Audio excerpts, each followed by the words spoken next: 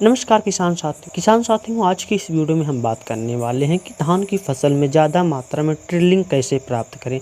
यानी कि धान की फसल में ज़्यादा मात्रा में कल्ले कैसे प्राप्त करें। देखिए किसान साथियों, अगर आप ये सारी खादों का प्रयोग करते हैं और ये तरीका अपनाते हैं, तब आप किसान साथियों अपने धान की फसल में एक पौधे में 200 कल्ले काफ़ी आसानी से प्राप्त कर सकते हैं।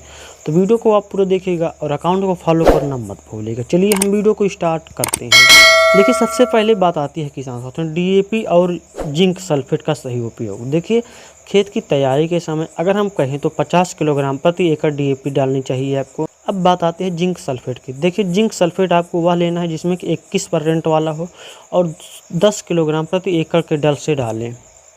किसान साथियों जिंक की कमी से अगर हम कहें तो कल्ले नहीं निकल पाते हैं और यही कारण है कि धान की फसल में उत्पादन काफ़ी कम देखने को मिलता है। अब बात आती है यूरिया की। देखिए पहली सिंचाई के 5 से 7 दिन बाद यूरिया का छिड़काव जरूर करें। यूरिया में अगर हम कहें तो 46% नाइट्रोजन पाई जाती है, तो 20 से 25 किलोग्राम प्रति एकड़ के दर से यूरिया डालें। छिड़काव करने का अगर हम समय की बात करें तो जब पौधे 20 से 25 दिन के हो जाएं और पहली सिंचाई हो चुकी हो तब आप यूरिया का प्रयोग कर सकते हैं। नई शाखाएं कल्ले बनाने की प्रक्रिया तेज हो जाती है यूरिया डालने से धान की फसल में। अब बात आती है सल्फर और मैग्नीशियम। देखिए सल्फर मिट्टी में सल्फर की कमी कल्ले को प्रभावित कर देती है। यही कारण है कि धान की फसल में कल्ले काफ़ी कम निकल पाते हैं।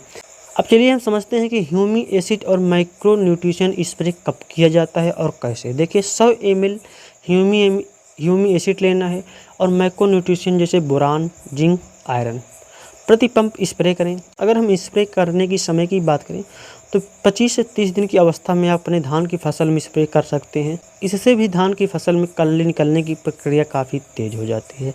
अब बात आती है निराई गुड़ाई और पानी का प्रबंध। देखिए 20 से 25 दिन पर हल्की निराई गुड़ाई जरूर करें। खेत में नमी हमेशा बनाए रखें, लेकिन पानी का भराव न होने दें, नहीं तो फसल बर्बाद हो जाएगी और कल्ले काफ़ी आसानी से नहीं निकल पाते हैं। तो किसान साथियों, अगर आप अपने धान की फसल में इन सही खादों का प्रयोग करते हैं और ये तरीके अपनाते हैं, तब आप अपने धान की फसल में एक पौधे में 200 कल्ले काफ़ी आसानी से प्राप्त कर सकते हैं।